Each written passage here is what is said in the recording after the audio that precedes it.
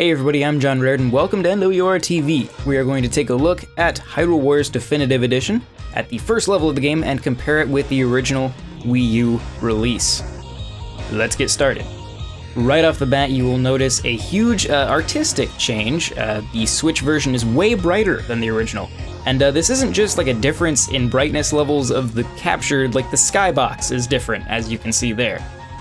We can also see a jump in resolution for the Switch version, which gives you a nice clean image. We're also going to see that enemy draw distance goes a lot farther back. We can see way more enemies in the Switch version, a nice improvement. And once again, a whole lot brighter. Not sure if I like it better or not, I'll let you guys be the judge of that. Now, once we get into the actual gameplay here, you'll start to notice that one game is running way smoother than the other. On the left, we have the frame rates for the Switch version. On the right, we have the Wii U version. The Wii U and the Switch both run with an uncapped frame rate, though the Wii U tends to sit right around 30 frames per second, and the Switch tends to sit pretty close to 60, though it very rarely actually hits it. And that's kind of my only gripe with this version of the game.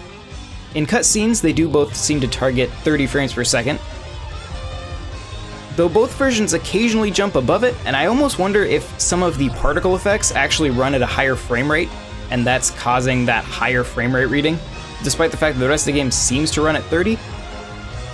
There are some spots like that where we see the Switch version actually smooth out a performance issue from the Wii U version, which is always nice. But the frame rate of the Switch version is sort of my one gripe with the game. Yes, it gets very close to 60, it's a huge improvement over the original, but because it does still fluctuate quite a bit, it would have been nice, like in their previous effort, Fire Emblem Warriors, to have the option to cap this thing off at 30 frames per second. If you did cap it at 30, you could get a great performance out of it, and maybe even improve some other areas of the game, shadow resolution, things like that. We'll do a quick run back and forth across this area of the environment now.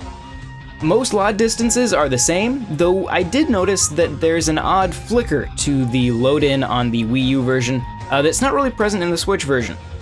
We also noticed that one hill disappear for a second in the Wii U version. Not sure what happened there, but hey, they fixed it, so that's good. Weirdly, in this one shot, the sky seems to go back to cloudy in both versions. Not sure what happened there, because as soon as we go back outside, we are back to a bright, sunshiny day on the Nintendo Switch version. Wonder if an old texture map got left in from the Wii U version.